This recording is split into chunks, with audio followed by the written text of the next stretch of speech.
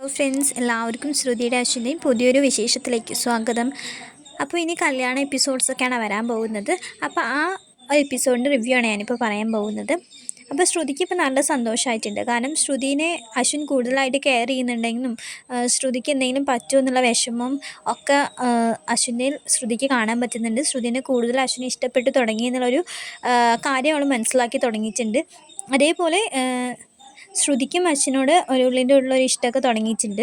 അപ്പം പ്രീതിയുടെ കല്യാണത്തിന് അശ്വിനോട് ഇഷ്ടം പറയണം എന്നുള്ളൊരു വിചാരത്തിലാണ് ശ്രുതി പോകുന്നത്. അശ്വിനോട് തൻ്റെ ഇഷ്ടം തുറന്നു പറയണം എന്നൊരു ചിന്തയോടു കൂടിയാണ് അവൾ പോകുന്നത്. അശ്വിനും പോലെ തന്നെയായിരുന്നു. ഇന്ന് എന്തായാലും എങ്ങനെയെങ്കിലൊക്കെ ശ്രുതിയോട് എനിക്ക് ശ്രുതിനെ ഇഷ്ടമാണെന്നുള്ള കാര്യം പറയണമെന്നുള്ള മനോഭാവത്തിലാണ് അശ്വിന് നടന്നിട്ടുണ്ടായിരുന്നത്. അപ്പോൾ അശ്വിൻ ഇങ്ങനെ കല്യാണത്തിൻ്റെ തിരക്കുകളുടെ ഇടയിൽ കല്യാണത്തിൻ്റെ കാര്യങ്ങളൊക്കെ അറേഞ്ച് ചെയ്തിരിക്കുന്ന സമയത്താണ് പെട്ടെന്ന് ശ്രുതി വീട്ടുകാരൊക്കെ വരുന്നത്. അപ്പോൾ ഒറ്റ ഫോക്കസ് മുഴുവൻ ശ്രുതിയുടെ അടുത്താണ് അശ്വിൻ്റെ. ശ്രുതി വരുമ്പോൾ തന്നെ ശ്രുതിയുടെ അടുത്തേക്ക് വേഗം ചെല്ലുക, ശ്രുതിയോട് കാര്യം പറയണം എന്നുള്ളതിലിങ്ങനെ നിൽക്കുമായിരുന്നു. അപ്പോൾ എല്ലാവരും ഉള്ളിൽ പോയി. എന്നിട്ട് ശ്രുതിനെ മാത്രമേ മുന്നിൽ കിട്ടിയപ്പോൾ ശ്രുതിയോട് അവൻ പറയണമെന്ന് വിചാരിച്ചിട്ട് ശ്രുതിയുടെ അടുത്തേക്ക് ഇങ്ങനെ പോകും. എന്നിട്ട് ശ്രുതി, എനിക്ക് നിന്നോടൊരു കാര്യം പറയാനുണ്ട് എന്നൊക്കെ പറയുമ്പോൾ അപ്പോൾ ശ്രുതി പറയും, എന്താ അശ്വിൻ സാറിന് എന്താ പറയാനുള്ള വെച്ചാൽ വേഗം പറഞ്ഞാന്ന് പറയും. അപ്പോൾ അവൻ ചോദിക്കുന്നുണ്ട്, എന്തിനു വേഗം പറയുന്നത്, അല്ല എന്തെങ്കിലും മറന്നു പോയാലോ, വേഗം പറഞ്ഞാന്ന് പറയുന്നുണ്ട്. അവൾക്ക് നല്ല സന്തോഷമായിട്ട് നല്ല സോഫ്റ്റായിട്ടാണ് രണ്ടുപേരും സംസാരിക്കുക. അപ്പോൾ അശ്വിൻ ഇങ്ങനെ പറയാൻ നിൽക്കുമ്പോഴേക്കും അശ്വിൻ്റെ ബാക്കിൽ വന്നിട്ട് 2-3 പേര് പരിചയക്കാർ വിളിക്കും.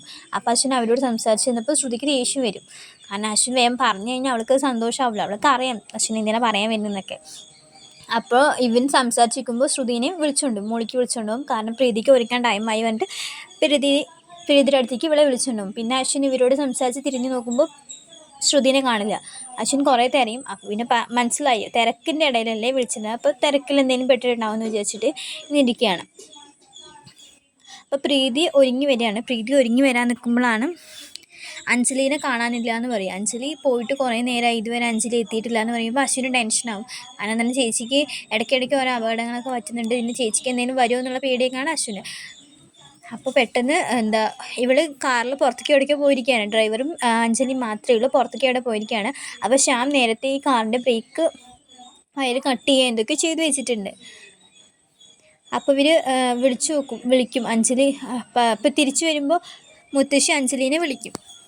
എന്താ അഞ്ജലി, നീ എത്തിയില്ലേ, എവിടെ എന്നൊക്കെ ചോദിച്ചിട്ട് വിളിക്കുമ്പോൾ അഞ്ജലി ആദ്യം ഫോൺ എടുത്തിട്ട് അത് വരികയായി മുത്തശ്ശി എന്നൊക്കെ പറയാൻ നിൽക്കുമ്പോഴേക്കും ഡ്രൈവർ പറയും, മാഡം കാറിൻ്റെ ബ്രേക്കിലതൊന്നും എത്ര ഇതായിട്ട് കിട്ടുന്നില്ല എന്ന് പറയുകയാണ്.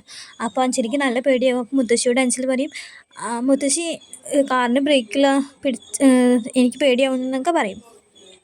അപ്പോൾ മോളെ പിന്നെ സൗണ്ട് കേൾക്കില്ല, ഫോണ് കയ്യിൽ നിന്ന് വീഴും, പിന്നെ ഒന്നും അറിയില്ല. മുത്തശ്ശിക്ക് നല്ല പേടിയാവും. അശ്വിനെ വിളിച്ചിട്ട് മുത്തശ്ശി ഇങ്ങനെയൊക്കെ പറയും. അപ്പോൾ അശ്വിനും എന്താ ചെയ്യേണ്ടതെന്ന് അറിയുന്നില്ല. അശ്വിൻ എന്നിട്ട് വേഗം പുറത്തേക്ക് പോകും. അപ്പോൾ ശ്രുതി ഈ തിരക്കൊക്കെ കഴിഞ്ഞ് വന്നിട്ട് അശ്വിനെ അന്വേഷിക്കുകയാണ്. തിരക്കൊക്കെ കഴിഞ്ഞിട്ട് അശ്വിനെ അന്വേഷിച്ച് വരുമ്പോൾ അശ്വിൻ ഇവിടെയും കാണില്ല. കാരണം അശ്വിൻ അഞ്ജലീനെ അന്വേഷിച്ചിട്ട് പോയിരിക്കുകയായിരിക്കും. പിന്നെ കല്യാണ ചടങ്ങുകൾ തുടങ്ങാറാവുകയാണ്. അശ്വിൻ വേഗം പുറത്തേക്ക് ഇറങ്ങുമ്പോഴേക്കും അഞ്ജലി അവിടെ വന്ന് നിൽക്കുന്നുണ്ടാവും. അഞ്ജലിക്ക് ചെറിയൊരു പരിക്കുകളൊക്കെ ഉണ്ടായിട്ടുണ്ടായിരുന്നു. കൂടുതൽ പരിക്ക് വെച്ചിരുന്നത് ഡ്രൈവർക്കാണ്. അപ്പോൾ അഞ്ജലിക്ക് ചെറിയ പരിക്കുകളേ ഉള്ളൂ. അപ്പോൾ ഡ്രൈവറിനെ ഹോസ്പിറ്റലിലാക്കിയിട്ട് അഞ്ജലി അവിടെ എത്തിയിട്ടുണ്ട്. അപ്പോൾ അശ്വിൻ അഞ്ജലീനെ കണ്ടതും വേഗം പോയിട്ട് അഞ്ജലീനെ കെട്ടിപ്പിടിക്കും. എന്നിട്ട് കെട്ടിപ്പിടിച്ചിട്ട് പറയും, ചേച്ചിക്ക് എന്തെങ്കിലും പറ്റുമോ, ഞാൻ നല്ല പേടിച്ചു എന്നൊക്കെ പറയുമ്പോൾ അപ്പോൾ അശ്വിൻ പറയും, അഞ്ജലി പറയും, എനിക്കൊന്നും പറ്റിയിട്ടില്ല കുഞ്ഞാ, ചെറുതായിട്ട് പറ്റിയിട്ടുള്ളൂ, നീ പേടിക്കൊന്നും വേണ്ട പറഞ്ഞിട്ട് വേഗം അകത്തേക്ക് കൊണ്ടുപോയിട്ട് റൂം കൊണ്ടുപോയി കടത്തിട്ടു. അപ്പോൾ എല്ലാവരും റൂമിലേക്ക് വരും. എന്നിട്ടിങ്ങനെ ചോദിക്കാൻ, അഞ്ജലി നിനക്ക് എന്താ പെട്ടെന്ന് വെച്ച്, അറിയില്ല, കുഴപ്പമൊന്നുമില്ല, എല്ലാവരും താഴെ പോയിട്ട് ഒരുക്കങ്ങൾ നടത്തിക്കളെ, എനിക്ക് കുഴപ്പമൊന്നുമില്ല, ഞാൻ ഇപ്പോൾ തന്നെ ഡ്രസ്സ് ചേഞ്ച് ചെയ്തിട്ട് വരാമെന്ന് പറയുകയാണ്. അപ്പോൾ ശരി പറഞ്ഞിട്ട് എല്ലാവരും പുറത്തേക്ക് പോകും. അശ്വിൻ മാത്രമാണ് നിൽക്കും. എന്നിട്ട് അശ്വിനെ അഞ്ജലി പിടിച്ച് അടുത്തേക്ക് വന്നിട്ട് പറയും, എന്താ നീ പേടിച്ചോന്ന് പറയുമ്പോൾ അശ്വിൻ പറയും, എനിക്ക് ചേച്ചി അല്ലാതെ വേറെ ആരും ഇല്ലല്ലോ, ചേച്ചി എന്നെ വിട്ടിട്ട് പോവരുത് എവിടേക്കെന്നൊക്കെ പറയുമ്പോൾ അഞ്ജലി പറയും, ഞാൻ എങ്ങനെയാണ് നിന്നെ വിട്ട് പോവുക, ഞാൻ നിന്നെ വിട്ടിട്ട് എവിടേക്കും പോവില്ല, നിനക്ക് വേണ്ടിയിട്ടല്ലേ ഞാൻ ജീവിക്കണതെന്നൊക്കെ പറയും. എന്നിട്ട് അഞ്ജലി അശ്വിനോട് പറയും, ഞാൻ പോയാലും നിനക്ക് ആരെങ്കിലുമൊക്കെ വേണം, നിനക്ക് ആരോടെങ്കിലും എന്തെങ്കിലുമൊക്കെ പറയാനുണ്ടെങ്കിൽ നീ അതിപ്പോൾ തന്നെ പറയണം, ഒന്നും നാളേക്ക് വേണ്ടിയിട്ടോ ഒന്നും മനസ്സിൽ വെച്ച് നടക്കരുതെന്ന് പറയും. അത് ശ്രുതിയോട് അവൻ്റെ ഇഷ്ടം പറയണമെന്ന് തന്നെയാണ് അഞ്ജലി ഉദ്ദേശിച്ചത്. അപ്പോൾ അശ്വിൻ അത് മനസ്സിലാവും. അപ്പോൾ അശ്വിൻ പറയും, അപ്പോൾ എൻ്റെ ചേച്ചി റെഡിയാവും, ഞാൻ താഴെ നിൽക്കാമെന്ന് പറഞ്ഞിട്ട് അശ്വിൻ പോകും. അശ്വിൻ എന്നിട്ട് അന്വേഷിക്കുന്നത് ശ്രുതിനെയാണ്. ശ്രുതിനെ അന്വേഷിക്കുമ്പോൾ ശ്രുതി മുകളിലേക്ക് കയറി പോകുന്നതാണ്. ടെറസിൻ്റെ മുകളിലേക്ക് കയറി പോകുന്നത് കാണുമ്പോൾ അശ്വിൻ അങ്ങോട്ട് കയറിപ്പോയി നിൽക്കുമ്പോഴേക്കും അശ്വിന് വേറൊരു തിരക്ക് വന്നു. അപ്പോൾ അശ്വിൻ ശ്രുതി പോകുന്നത് നോക്കി നിന്നു. എന്നിട്ട് സംസാരം കഴിഞ്ഞിട്ട് അശ്വിൻ പോയി കയറി പോകുമ്പോൾ അവിടെ കാണുന്നത് ശ്രുതിയും ശ്യാമും കൂടി സംസാരിക്കുന്നതാണ് അശ്വിൻ കാണുന്നത്. അത് അശ്വിനെ വല്ലാണ്ട് വിഷമിക്കും. അവരുടെ സംസാരം അശ്വിനെ വല്ലാണ്ട് വിഷമിപ്പിക്കും. ശ്യാം ശ്രുതിയും തമ്മിൽ വേറൊരു റിലേഷൻ ഉണ്ടെന്നുള്ള രീതിയിലാണ് അശ്വിൻ മനസ്സിലാക്കി വയ്ക്കുക. അതിൻ്റെ ദേഷ്യത്തിനാണ് പ്രീതിയുടെയും ആകാശിൻ്റെയും കല്യാണം നടക്കുന്ന ആ സമയത്ത് ശ്രുതിനെ ബ്ലാക്ക്മെയിൽ ചെയ്തിട്ട് അല്ലെങ്കിൽ ബലം പ്രയോഗിച്ചിട്ട് ഇങ്ങനെ പ്രീതിയുടെയും ആകാശിൻ്റെയും കല്യാണം നടക്കണമെങ്കിൽ നീ എന്നെ വിവാഹം കഴിക്കണം എന്നുള്ളൊരു കണ്ടീഷൻ വെച്ചിട്ടാണ് ശ്രുതിനെ അശ്വിൻ മാരേജ് ചെയ്യുക. 6 മാസത്തെ ഒരു കോൺട്രാക്റ്റ് വെച്ചിട്ടാണ് മാരേജ് നടക്കുക. അപ്പോൾ അവൾ അതിന് സമ്മതിക്കുകയും ചെയ്യും. അപ്പോൾ പ്രീതിയുടെയും ആകാശിൻ്റെയും വിവാഹം നടക്കുന്ന സമയത്ത് അശ്വിനും ശ്രുതി അവിടെ ഉണ്ടാവില്ല. കാരണം അശ്വിനും ശ്രുതിയും കൂടി വേറൊരു അമ്പലത്തിൽ പോയിട്ടാണ് അവർ കല്യാണം കഴിക്കുക. അത് കഴിഞ്ഞ് അവിടേക്ക് വരുമ്പോൾ അവിടെ വലിയ ബഹളങ്ങളൊക്കെ ഉണ്ടായിരിക്കും. കാരണം ആരും അത് അംഗീകരിച്ച് കൊടുക്കില്ല. അപ്പോൾ കുറേ പ്രശ്നങ്ങളൊക്കെ ഉണ്ടാവും.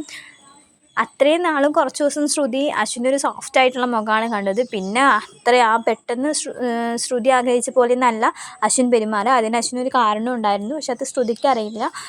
അപ്പോൾ ഇങ്ങനെയൊക്കെയാണ് എപ്പിസോഡ്സ് വരുന്നത്. അപ്പോൾ വീഡിയോ ഇഷ്ടമായ എല്ലാവരും ഒന്ന് ലൈക്ക് ചെയ്യണം, സബ്സ്ക്രൈബ് ചെയ്യണം. താങ്ക്